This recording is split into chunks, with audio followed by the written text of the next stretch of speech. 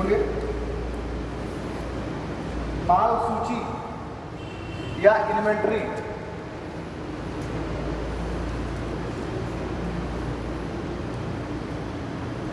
हम लोग क्या पढ़ रहे हैं? राष्ट्रीय आय।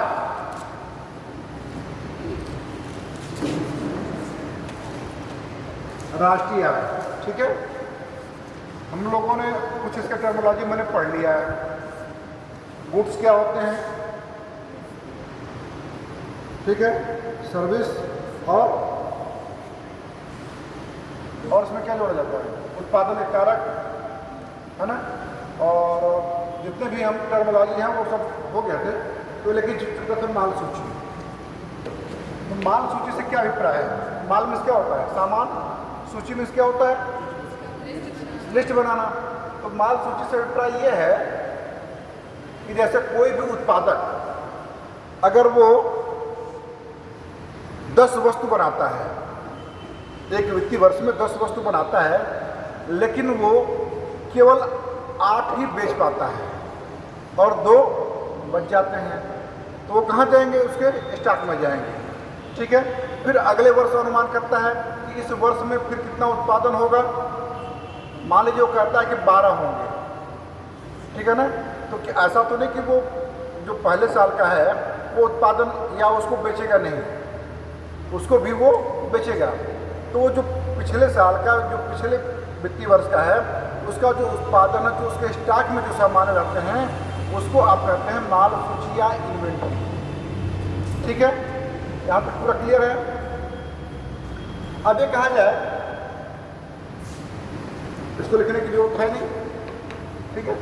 राष्ट्रीय आय, भारत में राष्ट्रीय आय की प्रथम गणना किसने की थी?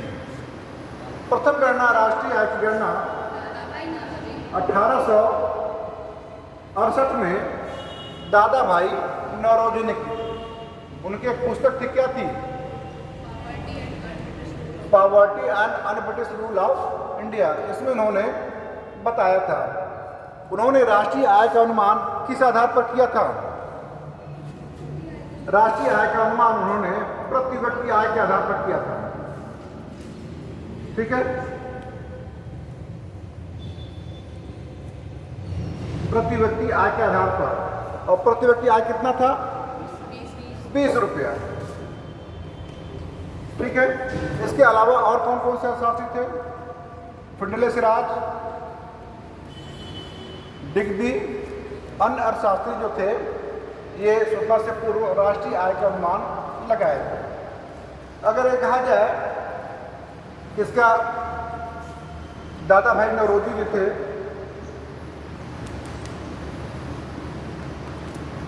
ये कहाँ रहते थे? ये ब्रिटेन में रहते थे।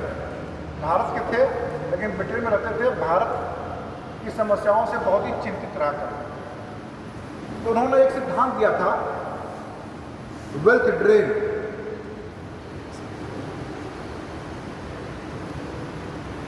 वेल्थ ड्रेन से क्या अभिप्राय है?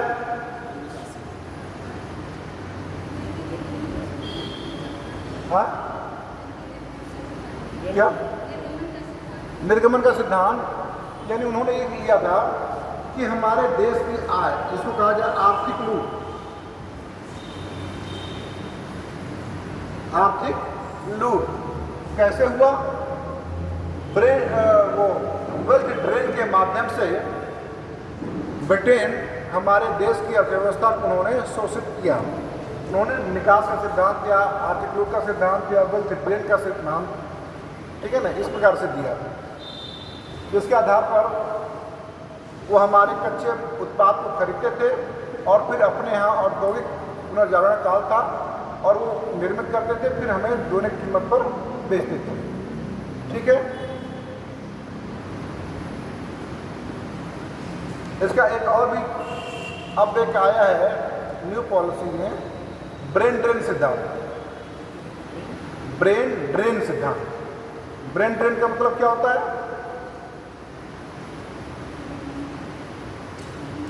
ये तो वेल्थ का हुआ था। आपका जो दिमाग है जो डेवलप्ड इकोनॉमी है वो ब्रेन ड्रेन सिद्धांत पे चल रहे हैं। जैसे कोई भी अच्छा वैज्ञानिक हुआ, कोई अच्छा डॉक्टर हुआ, तो वो क्या करता है, अमेरिका, चीन और भी विकसित देश हैं, भारत जैसे विकासशील देश को या अन्य विकसित देशों के, वो क्या करते हैं हायर कर लेते हैं, कहते हैं कि आपको हम सभी सुख सुविधाएँ देंगे, आपको देश की नागरिकता भी देंगे, लेकिन आप हमारे यहाँ काम करेंगे। और जब वो व्यक्ति काम करता है तो उनकी जीडीपी में वृद्धि हो जाती है, ठीक है, और उनकी इकॉनमी बढ़ती है, उनके क्या बोलते हैं उसको आप, आविष्कार है ना, डिस्कवरी, ये सब चीज़ें उनके पास होती है, जबकि हमारे पास वो चीज़ नहीं हो पाती है। इसके कई उदाहरण हैं,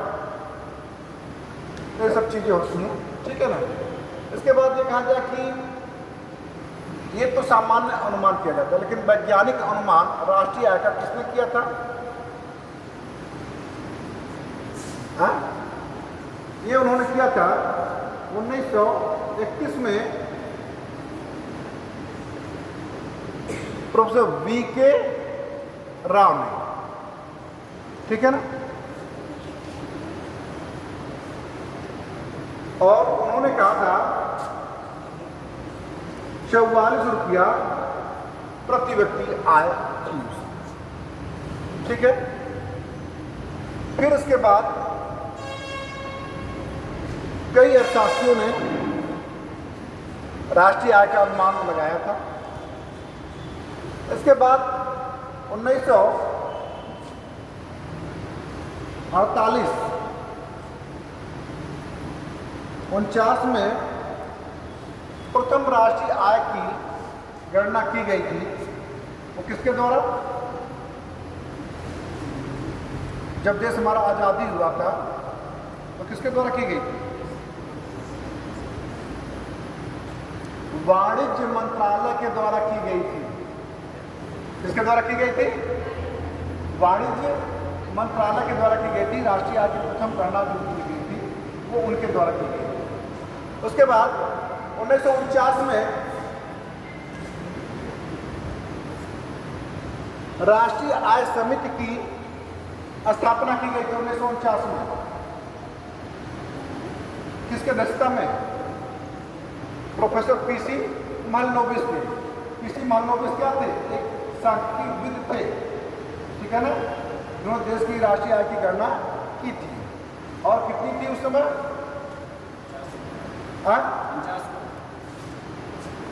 246 रुपये, ठीक है।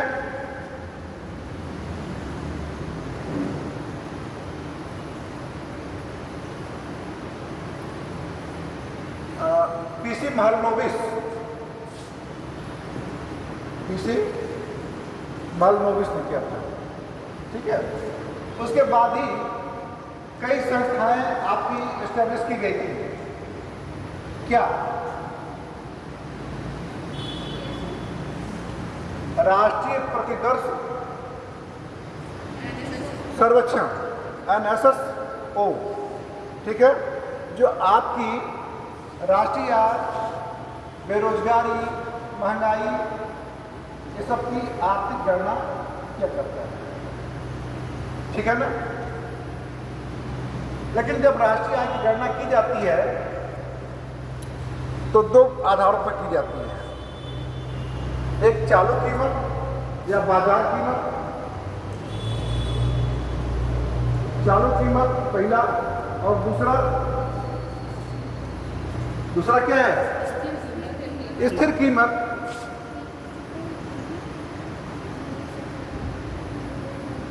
चालू कीमत से क्या है कि वर्तमान जो जीडीपी है, GDP at a market price, ठीक है। और स्थिर कीमत का क्या अभिप्राय है? GDP at a factor cost, GDP at a factor cost, ठीक है। यहां तक आप लोग समझ सकते हैं। लेकिन हम राष्ट्रीय आय की बात करते हैं तो पहले हम NNP फैक्टर कास्ट को हम राष्ट्रीय आय कहते थे। क्या कहते थे? NNP eight a factor cast को हम राष्ट्रीय आय कर देते हैं। एनएनपी एट फैक्टर कास्ट क्या होगा इसमें?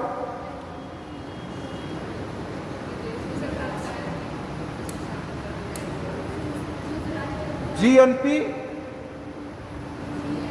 Market price minus IT plus subsidy.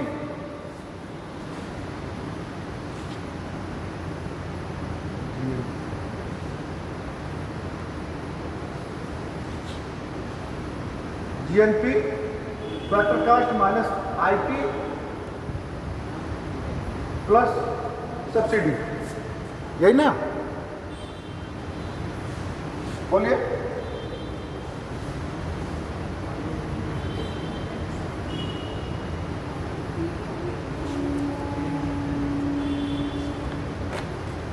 सही है कि नहीं?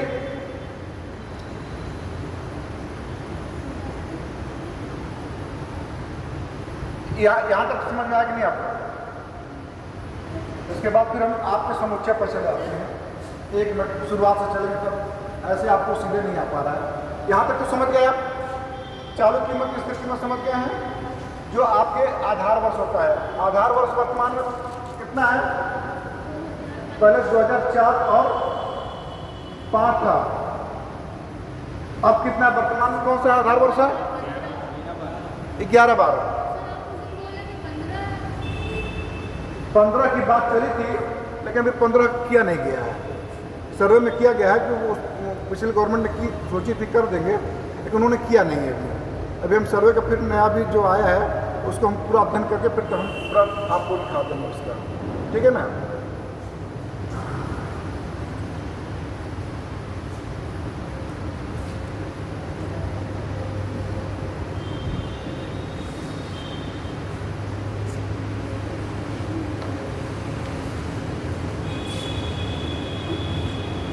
जीडीपी, जीएनपी, एनएनपी, ठीक है? दो चीज और जानते हैं आप, फैक्टर कास्ट और मार्केट प्राइस, ठीक है? और एक समुच्चय और है, शुद्ध और शकल, नेट एंड ग्रॉस। नेट और ग्रास। हमने आप लोग बताया था कि नेट और ग्रास में क्या डिफरेंस होता है? नेट और ग्रास में क्या डिफरेंस होता है?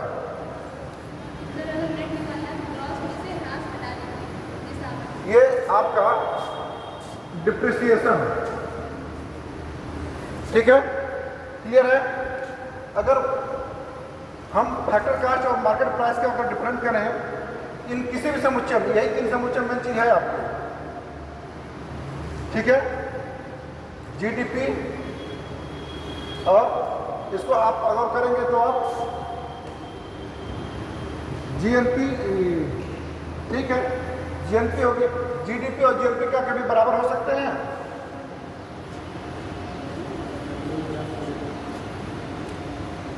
बोलिए। नहीं हो सकते हैं। कैसे? हाँ, बराबर नहीं हो सकते, ठीक है?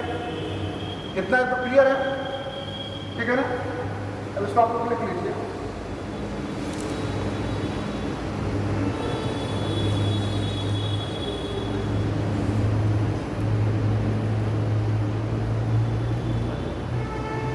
जीडीपी फैक्टर कास्ट बराबर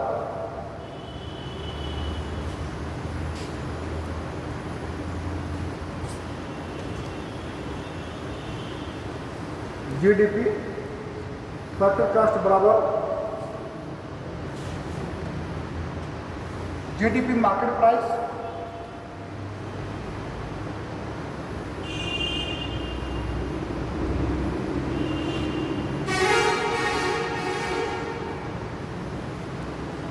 माइनस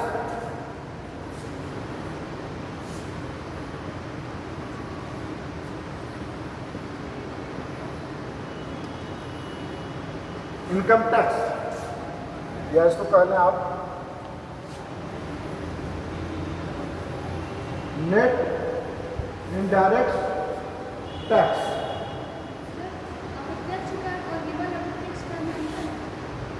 निवल देखिए प्रत्यक्ष अप्रत्यक्ष। हाँ हाँ अंतर है। उसमें अंतर यह है कि सरकार किसी चीज़ का मूल्य बढ़ाती है, मूल्यवर्धन होता है, टैक्स वसूलती है, तो टैक्स वसूलने के साथ साथ वो देती भी है कुछ, तो उन दोनों का अंतर होगा वो नेट होगा। सब्सिडी को जब घटा देंगे तो वो नेट होगा, तब निवल आएगा। क्लियर हुआ आपको?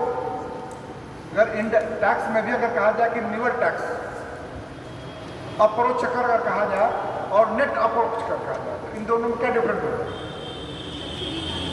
सब्सिडी का अंतर होगा। आप घटाएंगे तो सकल होगा और घटा देंगे तो नेट हो जाएगा। ठीक है, यहाँ ये क्लियर हो गया आपको? NDP market price, NDP market price बराबर, ठीक है,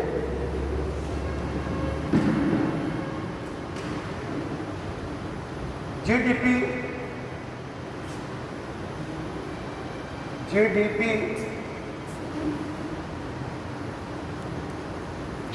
market minus depreciation,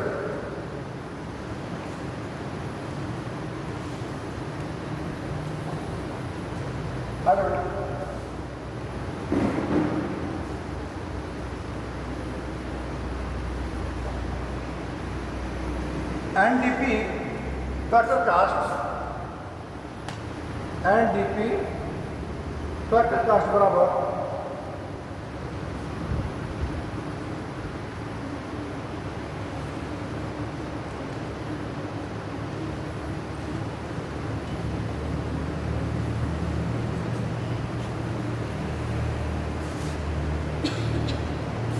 NDP market price minus निबल उत्पाद कर,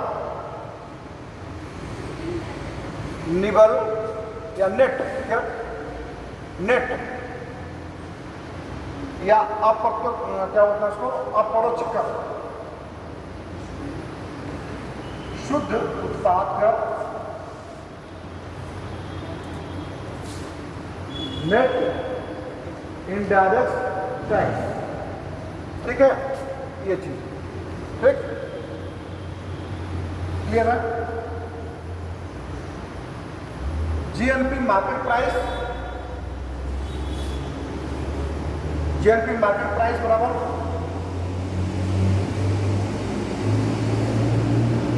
GDP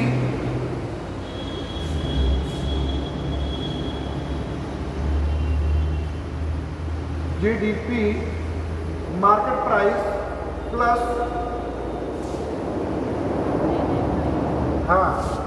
net income from abroad. Clear है? शुद्ध विदेशों से प्राप्त शुद्ध आय, विदेशों से प्राप्त शुद्ध आय को जोड़ देंगे तो क्या मिलेगा? GNP market price. ठीक है, और शुद्ध इन दोनों में देखिए क्या अंतर है? GDP factor cost, GNP market price minus NIT, और इसमें क्या करेंगे? उसको जोड़ देते हैं विदेशों से शुद्ध आय को।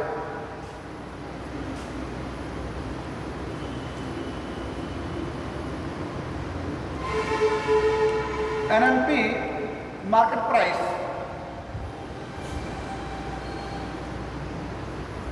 एनएनपी मार्केट प्राइस बराबर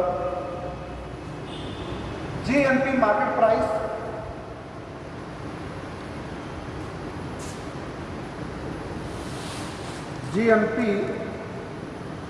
प्राइस माइनस डिप्रिसिएशन या मूल्य ह्रास।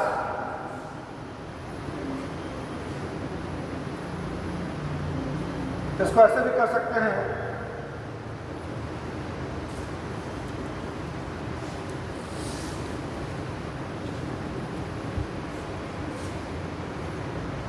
NDP plus net income from abroad.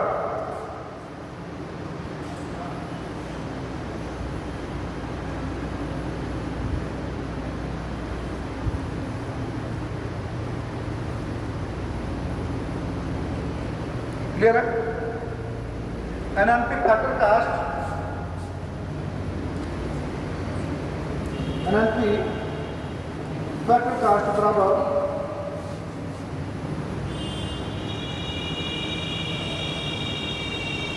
GNP. GNP में क्या आएगा? मार्केट प्राइस की फैक्टर कास्ट आएगा। यहाँ पे क्या आएगा? क्या आएगा? Market price. Market price minus depreciation. उसके बाद क्या करेंगे? क्या घटाएंगे? Minus indirect tax plus subsidy. ठीक है?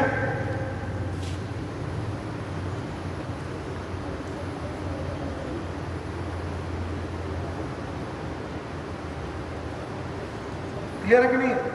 यहाँ इसमें ये नई चीज आपको है और इससे एग्जाम में पूछा जाता है, टीचर्स में भी, आईएएस में भी और आपके सभी एग्जामिनेशन में भी। इसमें से कहीं किसी को कोई डाउट हो तो पूछे। हाँ? किसका मतलब? राष्ट्रीय आय की गणना की जाती है। ये राष्ट्रीय आय के समुच्चय हैं। जीडीपी समझ रहे हैं आप क्या होता है? जीडीपी ग्रास डोमेस्टिक प्रोडक्ट, सकल घरेलू उत्पाद। बार बार एक टर्मिनोलॉजी आती है, सकल घरेलू उत्पाद। जीएनपी ग्रास नेशनल प्रोडक्ट, सकल राष्ट्रीय उत्पाद। यहाँ पे आपको दो चीज में समझाऊंगा, जीडीपी और जीएनपी में डी और एल यानी घरेलू और राष्ट्रीय।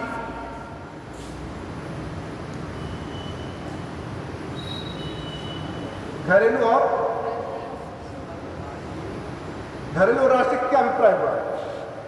सर जो जगदीश होता है उसके अंदर हम वो क्षेत्र लेते जो मैं इंडिया के अंदर कमाया गया है। हाँ। और जो नेशनल होता है तो हम जो बाहर की इनकम है उसको भी काउंट कर लेते हैं।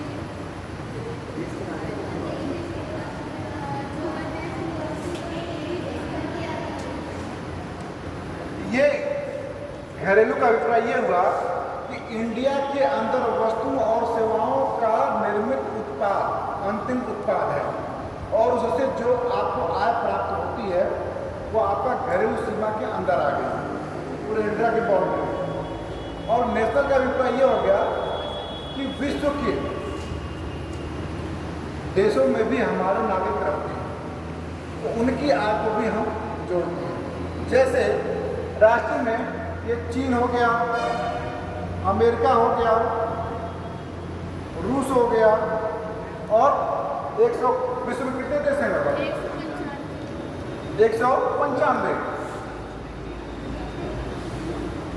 195 देशों में भी हमारे देश के क्या होते हैं? दूतावास। क्या होते हैं? दूतावास होते हैं। लेकिन वहाँ के जो काम करते हैं वो किनके जीडीपी में जोड़ा जाएगा? उनके में जोड़ा जाएगा। ठीक है भाई, हम काम तो वहाँ कर रहे हैं तो वहाँ के जीडीपी में वो जोड़ा जाएगा और उनके जीएनपी में। ठीक है, हमारे उनके जीडीपी में और हमारे जीएनपी में। क्यों? क्योंकि हमारे देश के नागरिक हैं, काम वहाँ कर रहे हैं और वहाँ से जो शुद्ध आय हमको प्राप्त होगी, हो सकता है कि माइनस में भी हो सकता है कि प्लस में भी हो, तो डिफरेंट हो जाएगा। भाई हो सकता है कि हम वो ज़्यादा कमा रहे हो, हम कम कमा रहे हैं। और विश्व के लगभग 195 देशों के दूतावास हमारे देश में भी हैं, तो हमारे यहाँ के जीडीपी में योगदान करते हैं। ठीक है, तो दोनों का जब बैलेंस बराबर हो जाता है तो उसको हम कहेंगे शुद्ध। ठीक है, नेट इनकम फ्रॉम एब्रॉड, यानी विश्व के देशों से प्राप्त सकल आय, शुद्ध आय। ठीक है, तो ये सकल ये और राष्ट्रीय यानी डोमेस्टिक और नेशनल में आपका डिफरेंट है। ठीक है, क्लियर हुआ? कोई दिक्कत? इसके बाद एनएनपी आया, जीएनपी और एनएनपी।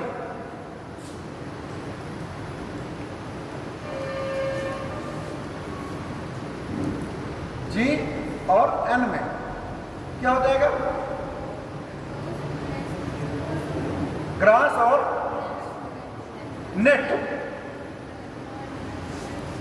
यहां पे ग्रास हो गया और नेट हो गया। इन दोनों में डिफरेंस क्या मैंने बताया था आप लोग? ठीक है, वो आपको दिख भी रहा है। ठीक है, समुच्चय समझ में आया? सकल घरेलू उत्पाद, राष्ट्रीय उत्पाद, ये दो कंसेप्ट ज्यादा किए जाते हैं। ठीक है, इसके अलावा जो आपके कंसेप्ट होते हैं मार्केट प्राइस और टोटल कास्ट। मार्केट प्राइस क्या होता है? जो आपके बाजार कीमत पर उपलब्ध वस्तुएं और सेवाएं उपलब्ध हैं।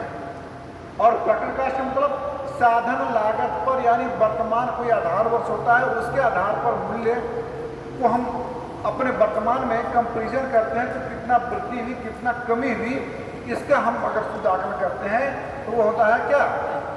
टोटल कास्ट, स्थिर कीमतों पर। लेकिन वर्तमान समय में जनवरी 2015 से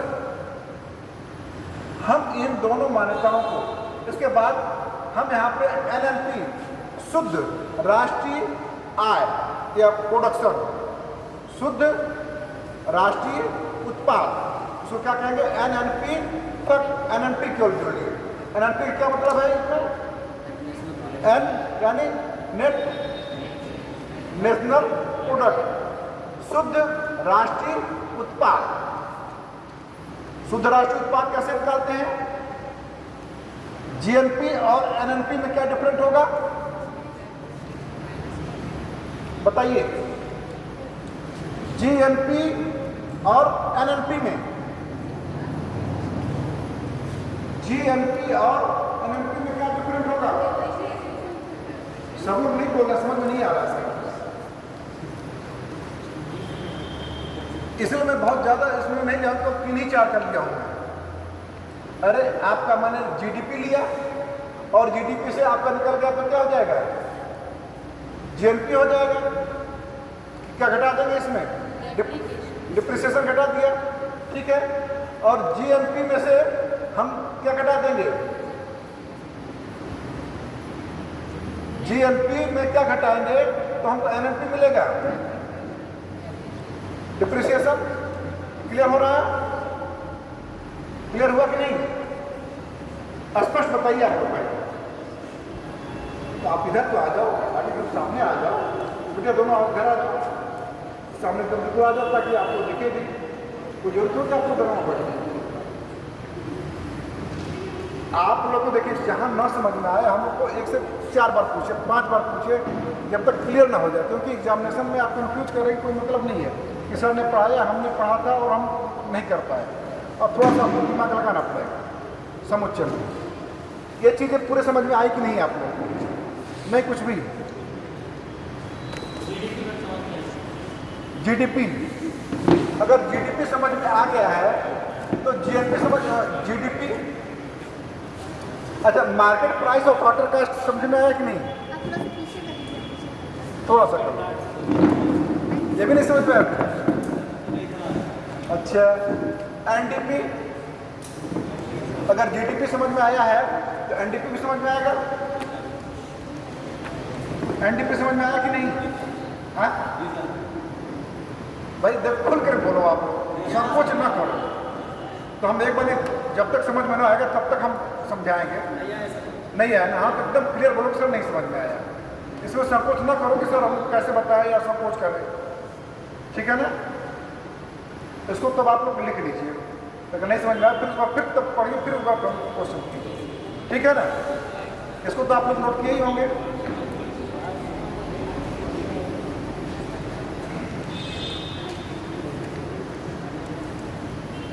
साधन लागत पहले लिख लीजिए, फैक्टर कास्ट है ना। साधन लागत शब्द का उपयोग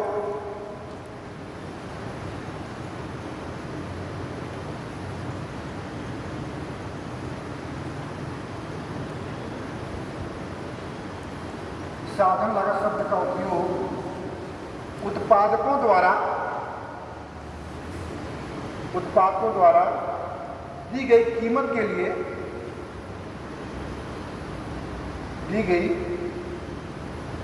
के लिए किया जाता है। अतः साधन लागत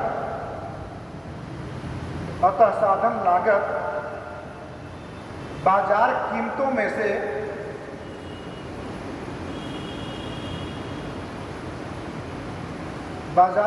में से शुद्ध अप्रत्यक्ष करों को घटाने से प्राप्त होती है।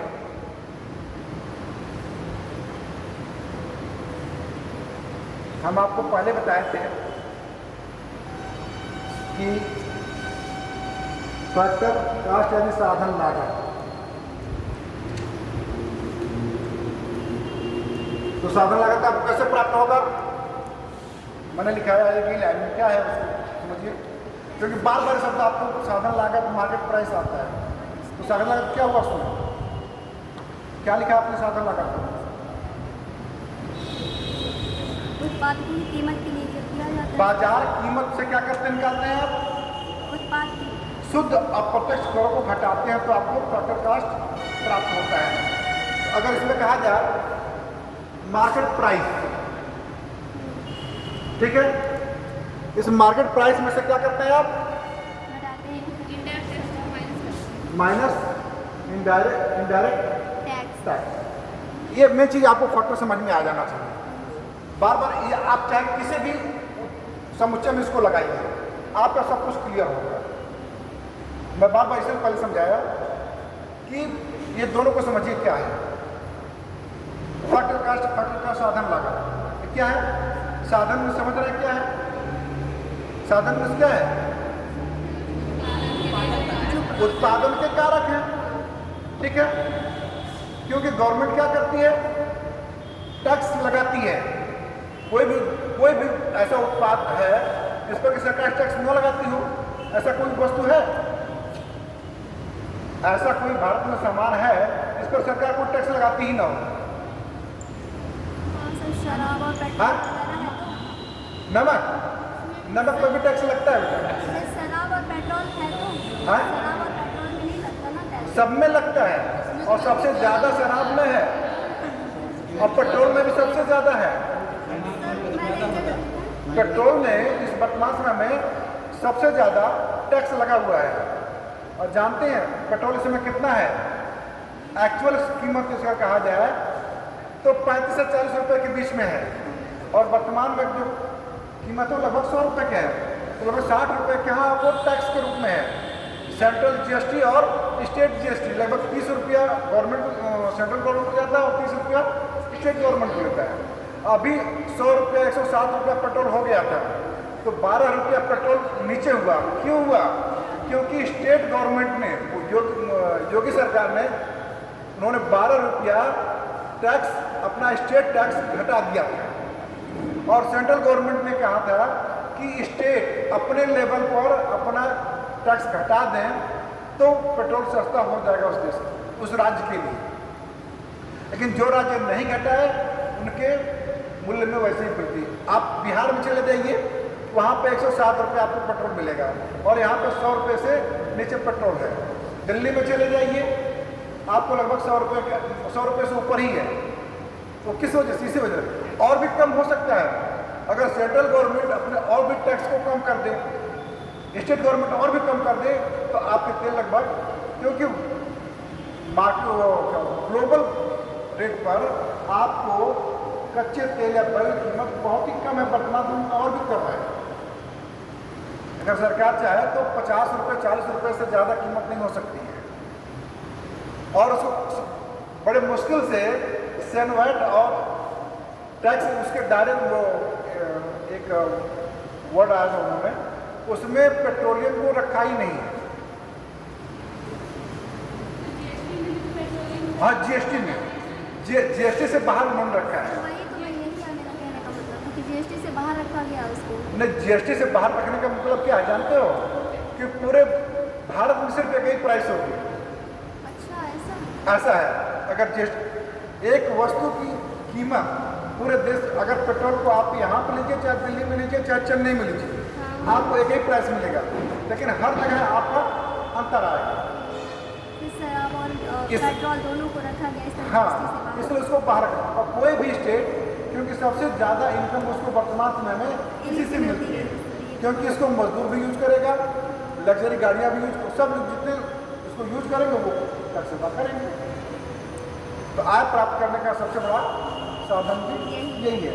जो सामूहिक विवाह कन्याओं का किया जा रहा है, और भी जो हस्तांतरण आज जैसे ग्रेच्युटी है, पेंशन है, तो किसके आधार पर दिया जाता है?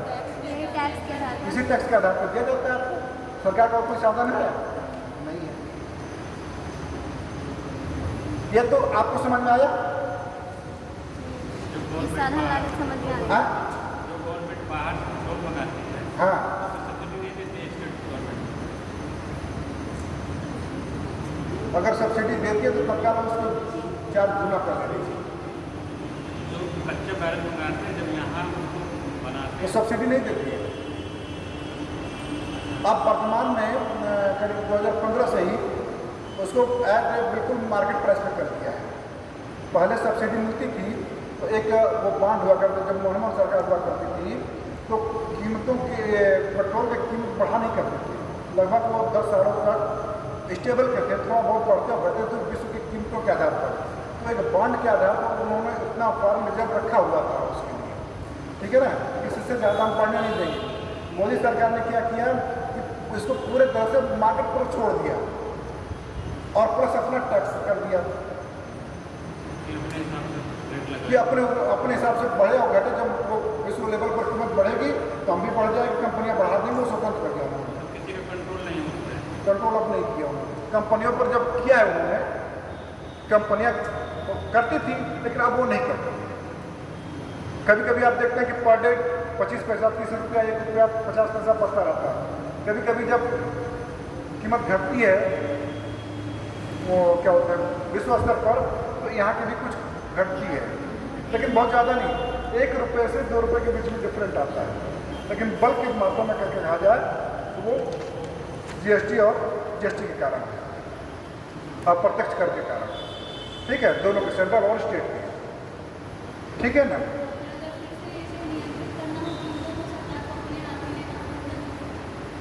अभी भी तो उसके अपने हाथ में ही, गवर्नमेंट के ही हाथ में है। हाँ, हाँ, तो वो जो कंपनियां हैं, ऑयल कंपनियां हैं, उनको बॉन्ड जारी करेगी कि आप बहुत ज़्यादा कीमत को बढ़ाएंगे और घटाएंगे नहीं। सुनिए मेरी बात, तो क्या करेंगे वो कि वो उतना रिजर्व उनको, क्योंकि उनको घाटा होगा। अगर वो जैसे ले आए वहाँ से और वो उससे कम कीमत पर बेचेंगे या उसी कीमत पर बेचें, तो जो रिफाइनरी होती है तो उनका घाटा होगा, तो उसको भरपाई कौन करेगा? सरकार करेगी। और फिर जब आप टैक्स लगाती है, डायरेक्ट टैक्स लगाती है, इनडायरेक्ट टैक्स, तो फिर वो उसको जोड़ लेगी। जैसे मान लीजिए कि 50 रुपये का आपका तेल आया, ठीक है, और भारत सरकार ने कहा ONGC को और भारत पेट्रोलियम को, जियो को, रिलायंस को कि आप इसकी कीमत से 60, 50, 55 रुपये से ज़्यादा आप कीमत नहीं बढ़ाएंगे। कहेंगे साहब ठीक है, हम नहीं बढ़ाएंगे, लेकिन हमारा जो नुकसान होगा वो तो आप भरपाई करोगे। कहाँ, ठीक है, वो मैं भरपाई कर दूंगा। जब वो भरपाई करेंगे, लेकिन वो टैक्स लगा देंगे, फिर वो भरपाई तो कर देंगे, उधर उनको भरपाई करेंगे, इधर आपके ऊपर टैक्स लगाएंगे, तो निश्चित रूप से जितना वहाँ भरपाई करेंगे उससे ज़्यादा टैक्स लेंगे, तब तो जाकर भरपाई करेंगे और प्लस अपने खर्चा चला पाएंगे और भी हस्तांतरण करेंगे। क्लियर हुआ कि नहीं हुआ?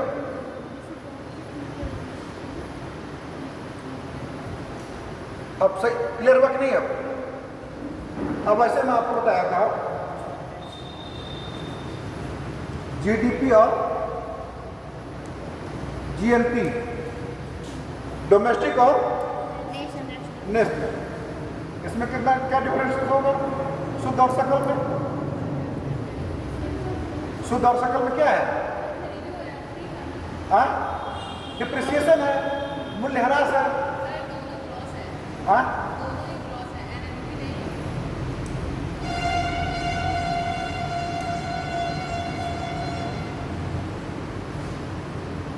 इसको एनडीपी, अब ऐसे ही, ठीक है।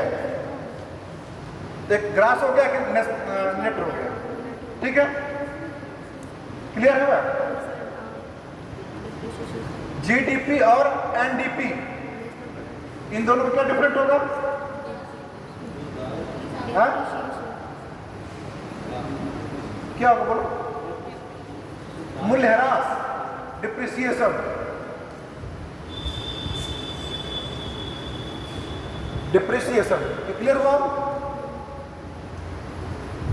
ये मेन चीज है, आप अगर इसमें से बढ़ाएंगे हटाएंगे तो सब आपको निकल आता है, केवल एक समझने की बात है बस। कहाँ पे?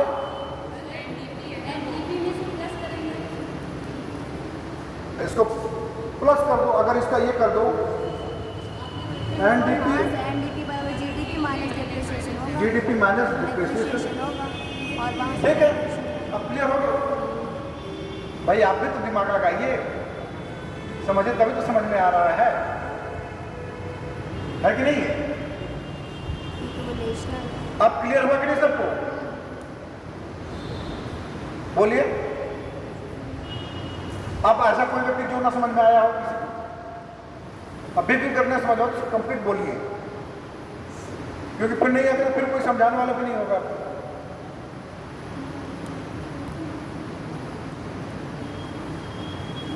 जीडीपी और एनडीपी समझ में आया कि नहीं आपको? हाँ,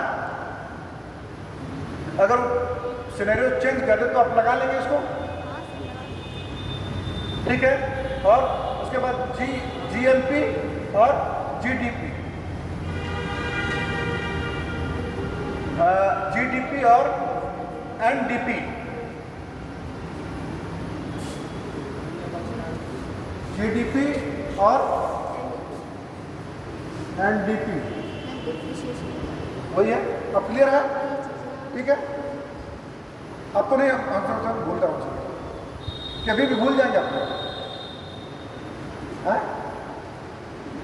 इसके एक आगे और भी चीज है, वो उसको अभी नहीं जोड़े हैं इसमें, वो 2015 में जोड़ी गई है। 2015 में जनवरी जो 2015 में GVA आया है, ठीक है। अब राष्ट्रीय आय कहते थे हम NNP eight a factor cast को हम क्या कहते थे? राष्ट्रीय आय। इसको हम क्या कहते थे? राष्ट्रीय आय। लेकिन अब हम नहीं कहते हैं इसको राष्ट्रीय आय। 2015 से किसको कहते हैं हम? GDP। GDP किस कीमत पर? बाजार के मूल कीमत पर। क्या करते हैं उसको? बाजार के मूल कीमत पर, और उसमें से हम क्या निकालते हैं? अप्रत्यक्ष कर को घटाते हैं और सब्सिडी को जोड़ देते हैं, उसको हम कहेंगे राष्ट्रीय आय। जीडीपी तो अलग हो गया। अब जो कॉन्सेप्ट आया है मतलब राष्ट्रीय आय का, कहा जाए कि राष्ट्रीय आय क्या होगा, तो आप कहते थे कि NNP eight a factor cast को हम राष्ट्रीय आय कर सकते हैं। तो एनएनपी फैक्टर कास्ट क्या होगा? GNP market price depreciation minus indirect tax plus subsidy कर दीजिए, तो आपको क्लियर हो गया। लेकिन अब क्या कहते हैं कि जीडीपी, जीडीपी बाजार कीमत पर, जीवीए के मूल कीमत के आधार पर, हम क्या कहेंगे? राष्ट्रीय आय कहेंगे, मूल्य होता है उसके आधार पर बेसिक मूल्य। जो उत्पादन की कीमत हाँ, बेसिक, इसमें ध्यान रखें कि जीवीए के बेसिक मूल्य को कहते हैं। ठीक है, लिख लीजिए इसको आप भूलेगा।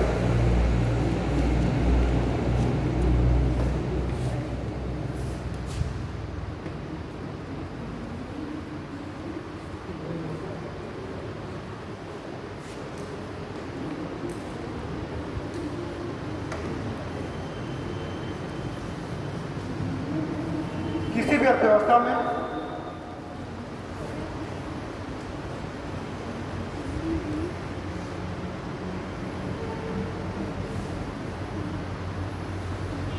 अब इसको मैं मिटा दूं, सब लोग नोट कर भी लिए होंगे, मिटा दूं ना?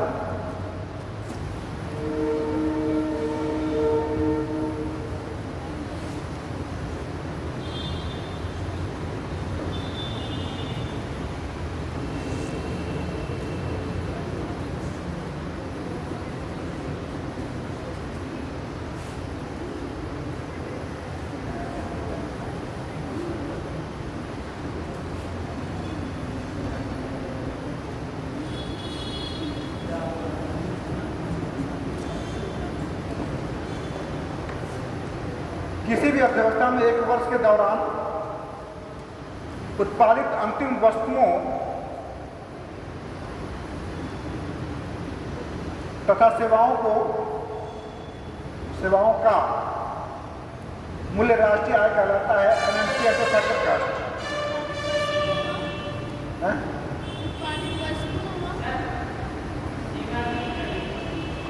किसी भी अर्थव्यवस्था में एक वर्ष के दौरान उत्पादित अंतिम वस्तुओं तथा सेवाओं का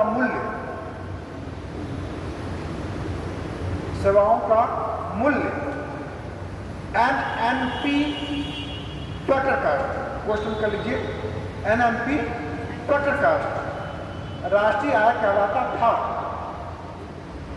NNP factor cost, NNP factor cost, question इतना समझ लीजिए। ठीक है, क्या कहलाता था? राष्ट्रीय आय कहलाता था। परंतु जनवरी 2015 में जनवरी 2015 में CSO के अनुसार,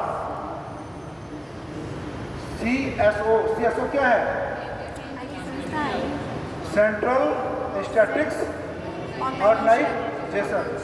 इसकी स्थापना कब हुई थी? 1950 क्या के अनुसार स्थिर बाजार मूल्य पर, इसको बड़े ध्यान से समझिए एक लाइन को, के अनुसार स्थिर बाजार मूल्य पर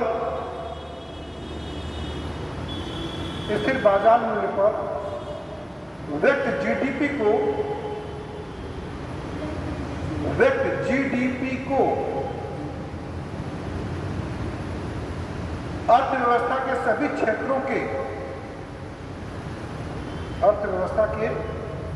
क्षेत्रों के बेसिक मूल्य पर व्यक्त सकल मूल्यवर्धन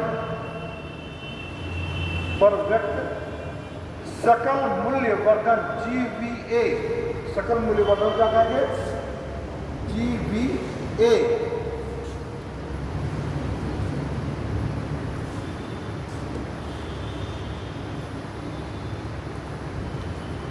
GVA का योग होगा, GVA का योग होगा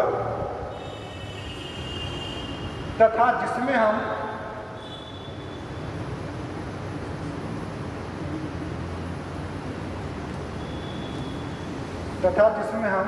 उत्पाद सब्सिडी के ऊपर उत्पाद कर के के अधिक को जोड़ देते हैं, जिसमें हम उत्पाद सब्सिडी के ऊपर उत्पाद कर के आधिक्य को जोड़ देते हैं,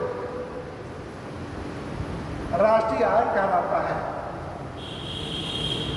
क्या ये राष्ट्रीय आय कहलाता था?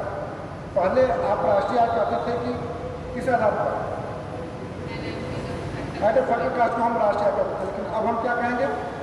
2000 क्वेश्चन 2 प्रकार से पूछ जाता है, किस वर्ष से जीबीए को बेस बिंदु पर हम राष्ट्रीय आय कहते हैं? तो 2015 के शीर्षों के आधार पर। ठीक है, परिवर्तन क्या हुआ? हम जीबीए को लाए इसमें, सकल मूल्य वर्धन, किस पर? बाजार कीमत पर। किस पर? हम बाजार कीमत पर। राष्ट्रीय आय को भी हम 2 भागों में बांटेंगे। क्या है? नेशनल इनकम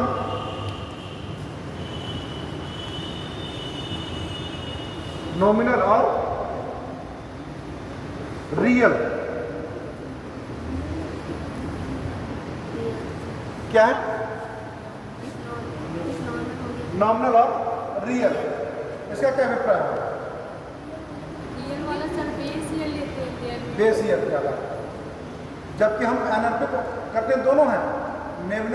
नॉमिनल में क्या होता है?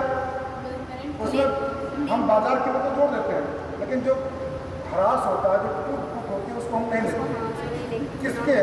बेसिक आधार वर्ष के। जैसे मान लो कि राष्ट्रीय आय में किसी देश के, हमारे देश में 50 किलो गेहूँ उत्पादन होता है, हम उसको राष्ट्रीय आय जोड़ते हैं। 50 किलो, ठीक है। अगर 10 रुपये है तो क्या हो गया इसका कीमत?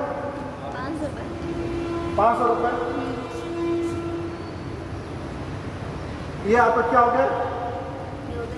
जीडीपी हो गया। क्लियर है इतना? लेकिन उत्पादन हमारा अगले वर्ष, ये हम मानते हैं 2020 में हुआ उत्पादन, ठीक है। लेकिन आपका क्या वर्तमान 2022 चल रहा है। 2022 में आपका उत्पादन बढ़ा नहीं। क्या हुआ? उत्पादन बढ़ा नहीं, 50 का 50 किलो ही रह गया। और लेकिन क्या हुआ? आपका प्राइस क्या हो गया? वो 10 रुपये से बढ़ कितना हो गया? हाँ, 20 रुपया हो गया। कितना हो गया? हाँ, 20 हो गया। तो कितना हो गया? 1000 हो गया। 1000 हो गया। ये आपका जीडीपी हो गया। तो क्या आपकी राष्ट्रीय आय बढ़ गई थी? बराबर की घट गई? क्या स्थिति है? राष्ट्रीय आय बढ़ी सर। राष्ट्रीय आय तो बढ़ गई, लेकिन राष्ट्रीय आय में क्या केवल मौद्रिक आय के बढ़ जाने को हम राष्ट्रीय आय बोलेंगे? आपका प्रोडक्शन होना चाहिए। क्या होना चाहिए? कि जो भी आपकी राष्ट्रीय आय में वृद्धि हुई है, किसके आधार? केवल प्राइस के आधार पर हुआ है, प्रोडक्शन के आधार पर नहीं। और जब हम जोड़ते किसको हैं? प्रोडक्शन के आधार पर, कि आपने 50 किलो के बजाय आपने 60 किलो किया होता, 70 किलो किया होता, या आप ऐसा कहें कि हमारी जीडीपी तो 2 गुना हो गई 2 सालों में, लेकिन उत्पादन हुआ नहीं। हुआ कि नहीं हुआ? तो अब इसको क्या कहेंगे हम? ये आपका क्या हो गया? अगर 1000 से घटा देंगे माइनस 500 बराबर क्या होगा? 500। तो 500 रुपये क्या है? आपका नॉमिनल है, केवल प्राइस की वजह से हुआ। किसकी वजह से हुआ? केवल प्राइस को। तो रियल जीडीपी आपकी कितनी हुई? ये तो 500 रुपये ही हुई। ये 500 रुपये ही तो जीडीपी आपकी हुई रियल में। तो नॉमिनल और रियल में आपको फर्क समझ में आ रहा? अगर इसका उत्पादन 60 किलो हो जाता या 70 किलो हो जाता तो कितना होता?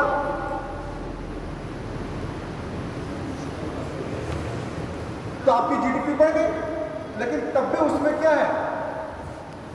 50 किलो तक है, आप कितना बढ़ा? केवल 20 किलो, लेकिन टोटल आप जोड़ेंगे तो आ जाएगा, लेकिन उसमें उसको घटा देंगे आप बाजार कीमत, क्यों? प्राइस, क्योंकि आपकी प्राइस बढ़ी है, महंगाई बढ़ी है, इसको हम कहते हैं थोक मूल्य सूचकांक, उपभोक्ता मूल्य सूचकांक के आधार पर, सूचकांक के आधार पर हम क्या निकालते हैं प्राइस को?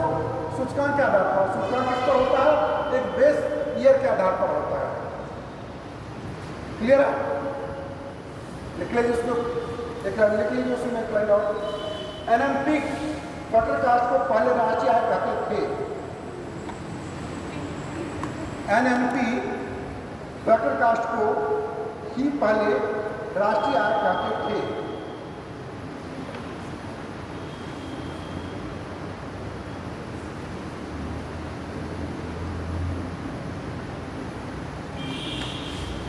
ये आईएएस में क्वेश्चन पूछा है, 3 साल पहले में पूछा है इसमें, ठीक है ना। एनएनपी फैक्टर कास्ट को ही पहले राष्ट्रीय आय कहते थे। अब चालू मूल्य पर व्यक्त निबल राष्ट्रीय आय, निबल राष्ट्रीय आय एनएनआई को मौद्रिक राष्ट्रीय आय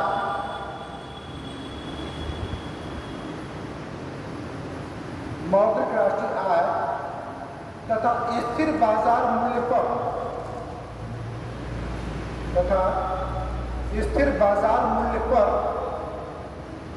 व्यक्त जीडीपी को राष्ट्रीय आय कहा जाता है।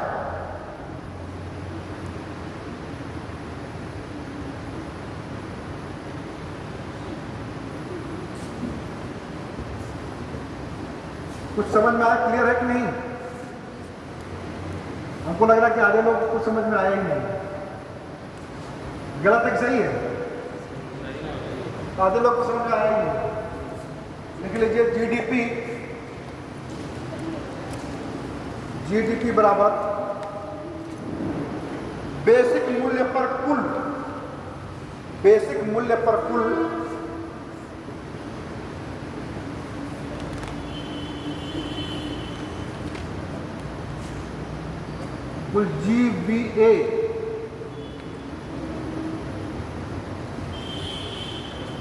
जीवीए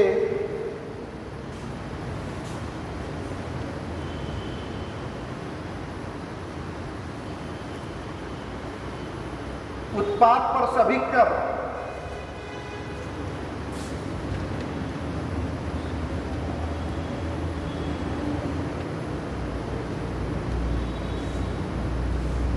माइनस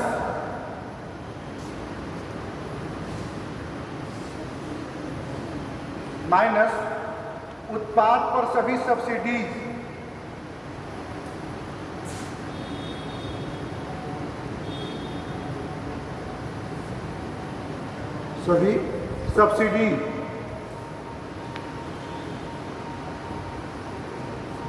क्लियर है?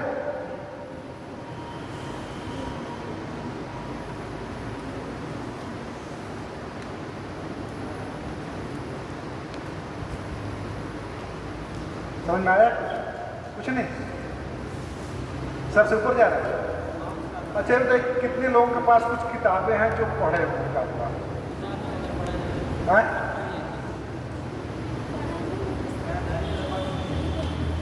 आप लोग का सोर्स क्या है पढ़ने में? कुछ इकोनॉमिक्स कोई सोर्स नहीं है?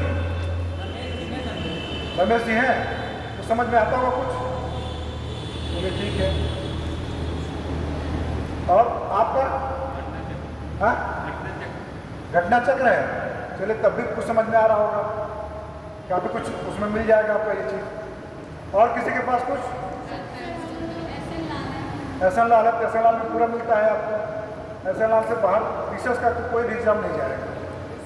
अगर एहसान लाल अगर किताब पढ़ते हैं, अगर जो ऑप्शन में पढ़ता है तो उसका पूरा कवर कर लेता है। और टीचर्स के लिए तो रमेश सिंह से बेहतर किताब है, रमेश सिंह से एहसान लाल किताब बेहतर है, क्योंकि वो पूरा कंसेप्चुअल पूरा समझा चुके हैं। और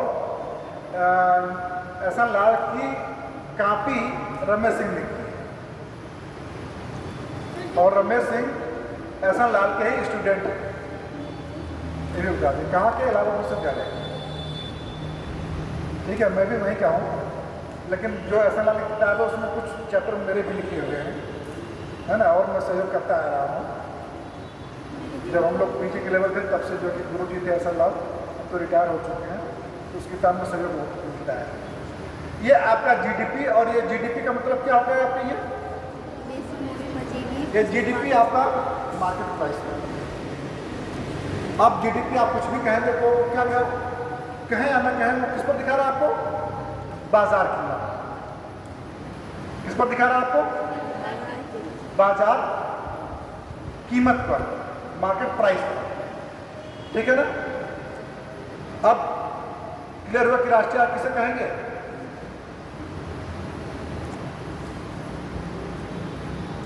बेसिक मूल्य नहीं समझ में आया होगा। कितने लोगों को बेसिक मूल्य समझ में आया?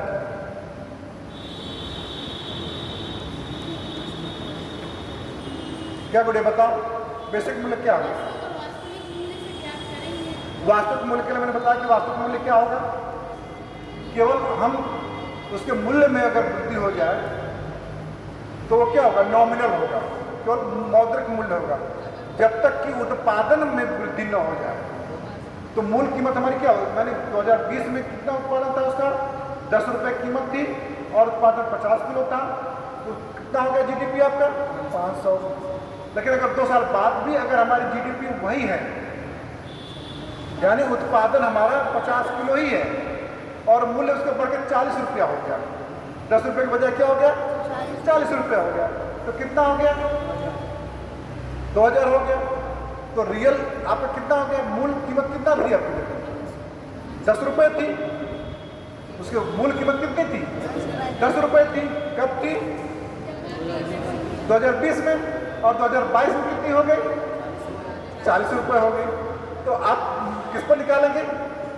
जी भैया, मूल कीमत पर। अब बात समझ में आई? बात समझ में आई कि नहीं? मूल कीमत को यानी कह लिया जाए आधार वर्ष, यानी आधार वर्ष की कीमत। अब क्लियर हुआ कि नहीं हुआ? हाँ, बेसिक मतलब आधार हो, आधार वर्ष हो गया। क्लियर हुआ कि नहीं अब सबको? अब अभी कितने लोगों को नहीं समझ में आया? हाथ उठाए, कितने लोगों को समझ में नहीं आया ये? तो फिर से मैं बताऊं जब तक समझ में ना आ जाए। लेकिन इसको एक बार पढ़ के आइए। एनसीईआरटी सबसे बेस्ट है और सबसे सस्ती है।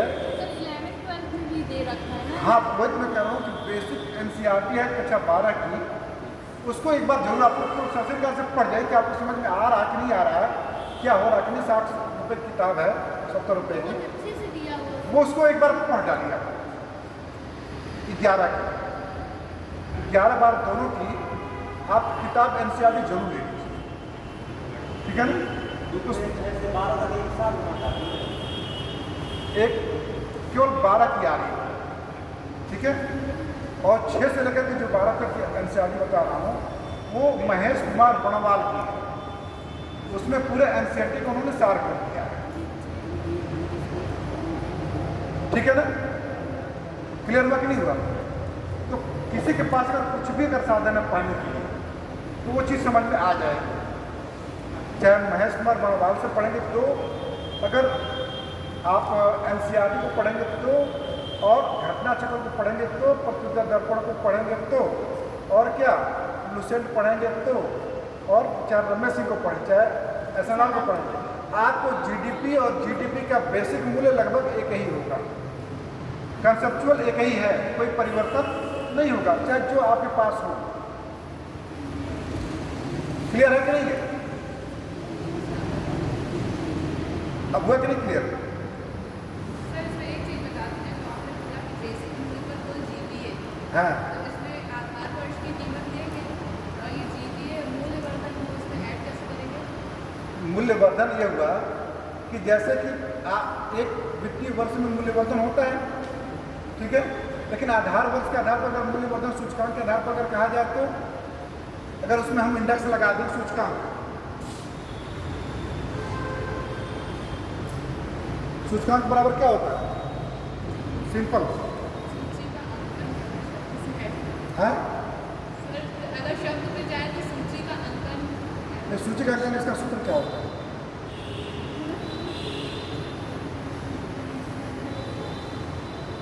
पिछले वर्ष प्लस वर्तमान वर्ष मल्टीप्लाई 100, ये होता है ना, होता कि नहीं होता है? तो उसके आधार पर हम मूल्यों का आकलन करते हैं। जब हम इंडेक्स पढ़ाएंगे, सूचकांक पढ़ाएंगे, तो उसमें पूरा सब सूचकांक होता है। अगर ये कहा था कि प्रति व्यक्ति आय, ठीक है ना,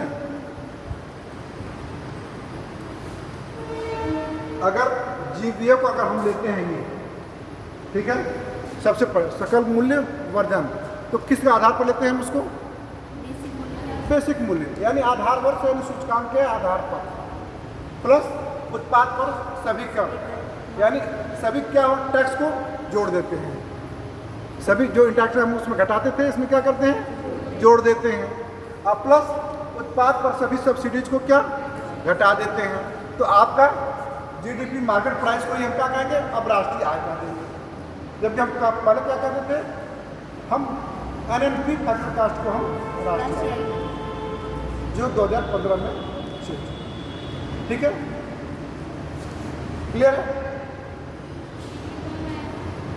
प्रति व्यक्ति आय, उसको मिटा दो, लिख लिया आप लोगों ने, समझ में आया कि नहीं किया? प्रति व्यक्ति आय,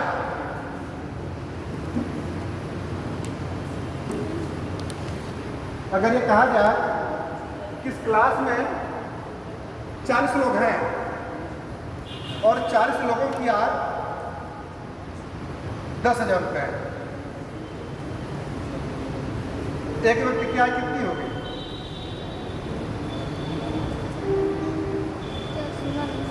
है 250। अगर इसको कहा जाए कि प्रति व्यक्ति आय कितनी हो गई, तो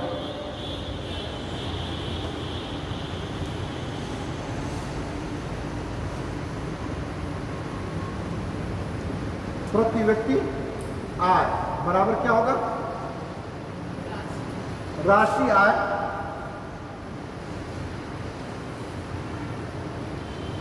बटे जनसंख्या, ठीक है, क्लियर हो गया?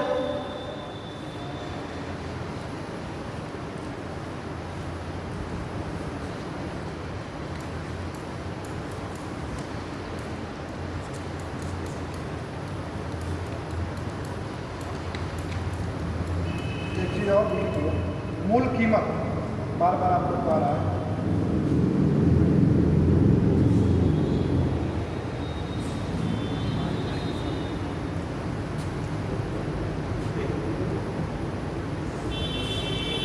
मूल कीमत,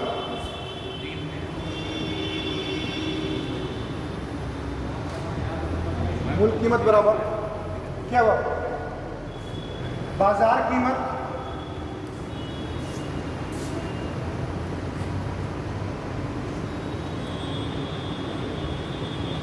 माइनस अप्रत्यक्ष कर,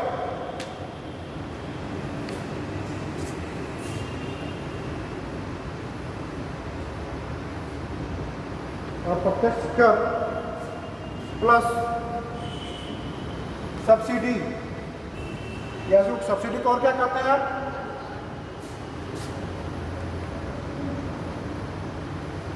आर्थिक सहायता कह लीजिए, सब्सिडीज कह लीजिए, और इसके अलावा और भी क्या कहते हैं आप इसको? हस्तांतरण आय भी कहते हैं।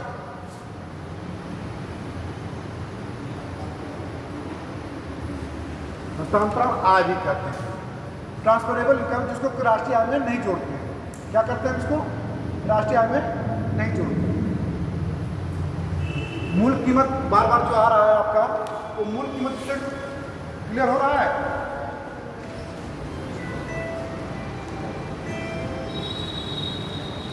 बोलिए, मूल कीमत बराबर क्या होगा? बाजार कीमत, बाजार कीमत में क्या घटा देंगे आप? इनडायरेक्ट टैक्स और आर्थिक सहायता को जोड़ देंगे, तो आपको मूल कीमत मिल जाएगा। और मूल कीमत किस पर चाहिए आपको? GBA पर। मूल कीमत किस पर चाहिए आपको? GBA पर।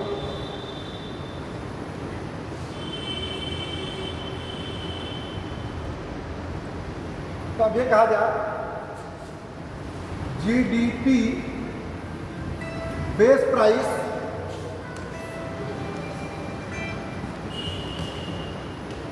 GDP बेस प्राइस बराबर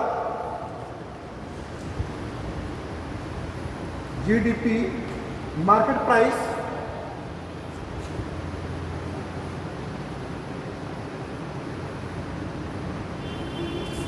minus indirect tax plus subsidy.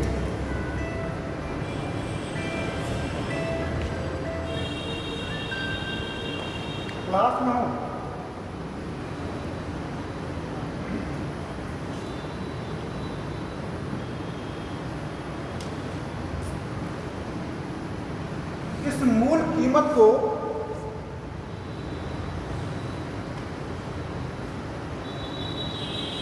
इस मूल कीमत को हम क्या कहते हैं? साधन लागत भी कहते हैं।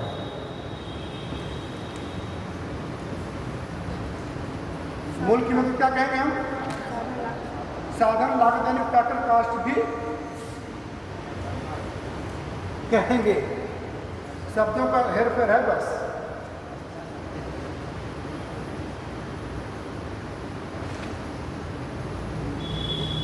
क्लियर है कि नहीं है? अगर कहा जाए GDP फैक्टर कॉस्ट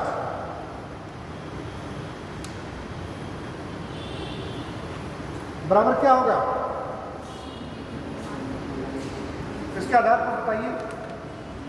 GDP हमने निकाला है, GDP फैक्टर कॉस्ट बराबर क्या होगा?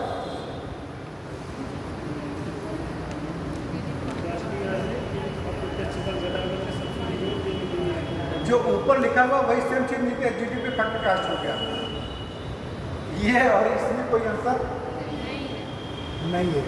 क्या अंतर है? बराबर। ठीक है। अगर हम ये कह दें GDP मार्केट प्राइस बराबर क्या आएगा? हाँ हाँ, ठीक है। GDP फैक्टर कॉस्ट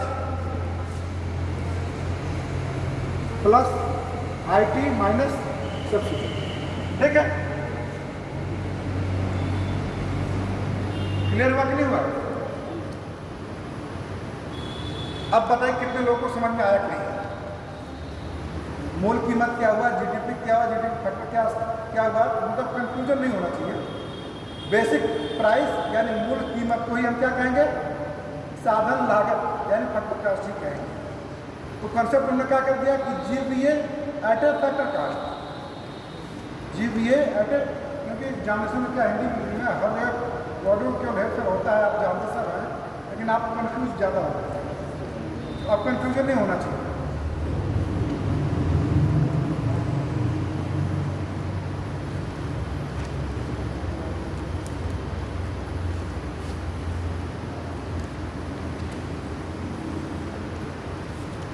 मूल्यवर्धन आपको मैंने बता ही दिया है। मूल्यवर्धन कैसे होगा, लिखा भी दिया था सूत्र का। GDP पर GDP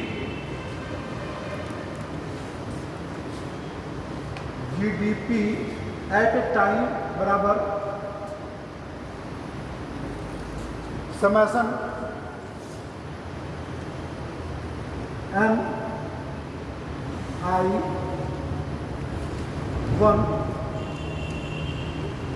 GBAI।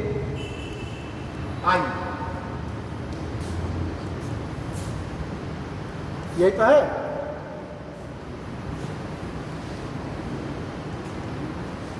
बोलिए।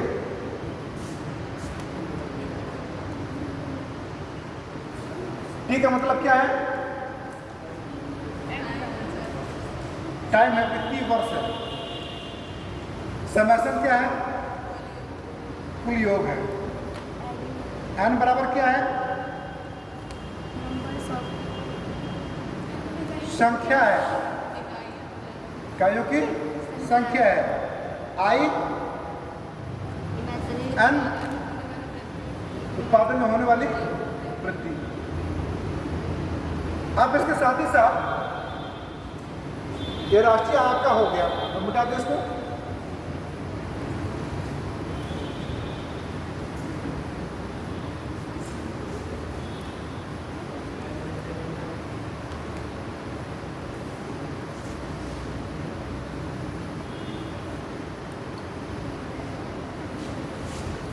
राष्ट्रीय आय की गणना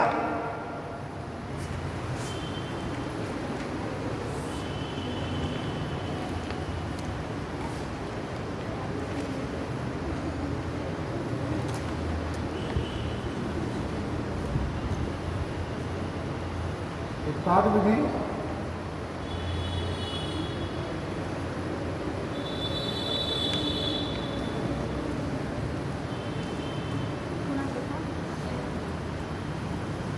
व्यय विधि।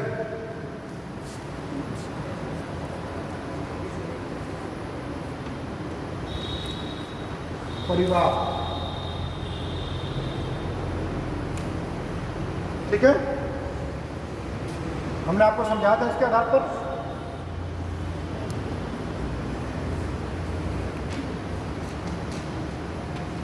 राष्ट्रीय गणना किस पर की जाएगी?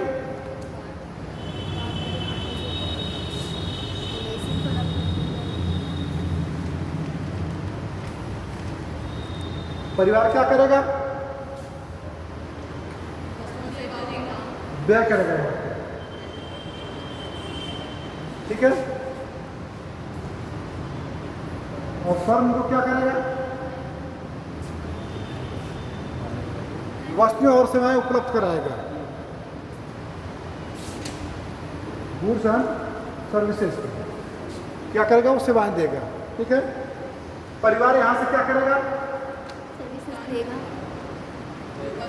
सेवाएं लेगा,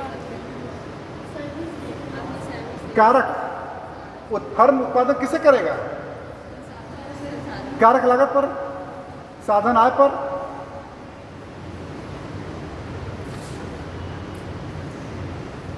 उत्पादन कारक मानेगी,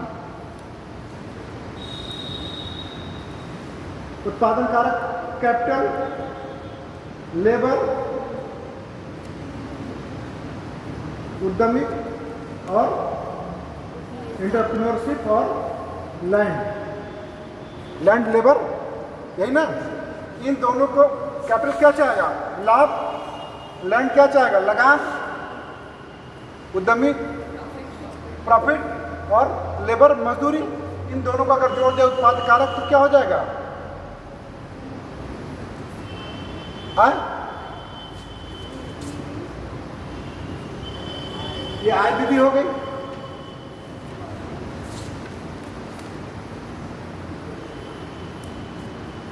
और परिवार को तो ये चाह, और फर्म से क्या चाहेगा इनको?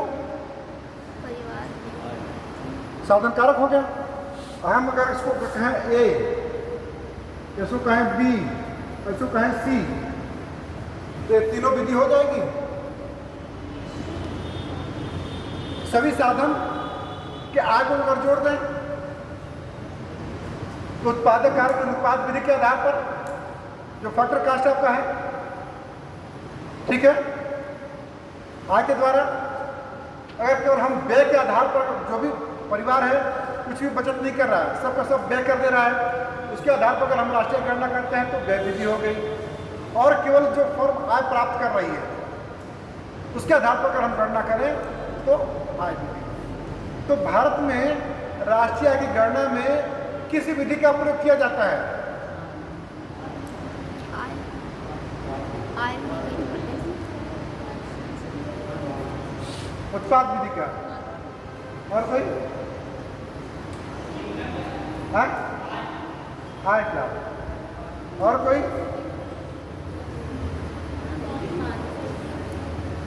इन तीनों विधियों का प्रयोग किया जाता है। ठीक है, क्वेश्चन कम से कम 10 बार पूछा गया है कि राष्ट्रीय आय की गणना की जाती है।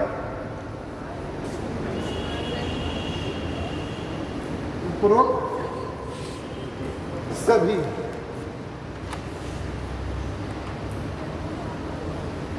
ठीक है, क्लियर है।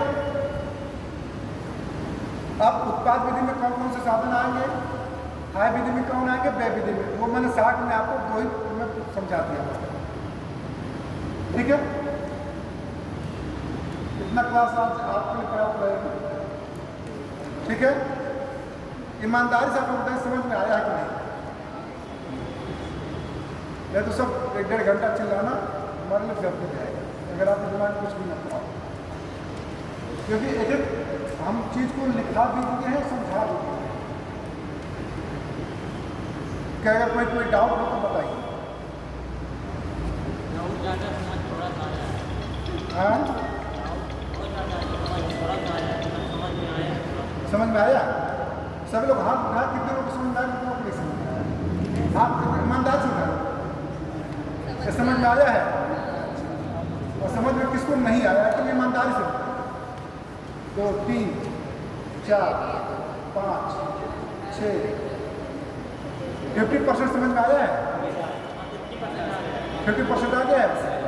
तो कुछ पढ़ने के कोई भी साधन रख लीजिए, अब पढ़ करके आइए, जहाँ भी करना समझ में आया आप लोग हमसे क्वेश्चन कर लीजिएगा अगले सेशन में परसों, क्योंकि ये बहुत ही महत्वपूर्ण टॉपिक है और इसमें से क्वेश्चन आपको हर साल पूछता ही पूछता है।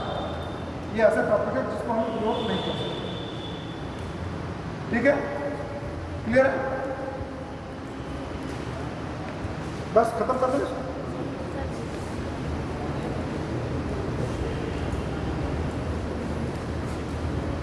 देखिए, पीसीएस में और वनडे के एग्जामिनेशन में डिफरेंट क्या है दोनों में। आपको कंसेप्चुअल होना चाहिए, आपको बेसिक समझ में आ रहा है कि नहीं आ रहा है। और जो भी सर्वे आ रहा है, हम समझते हैं सर्वे तो कोई भी पढ़ाई नहीं होगा। सर्वे, इकोनॉमिक सर्वे हर साल का जो आता है, बजट के एक दिन पहले सर्वे आता है और उस दिन बजट आता है।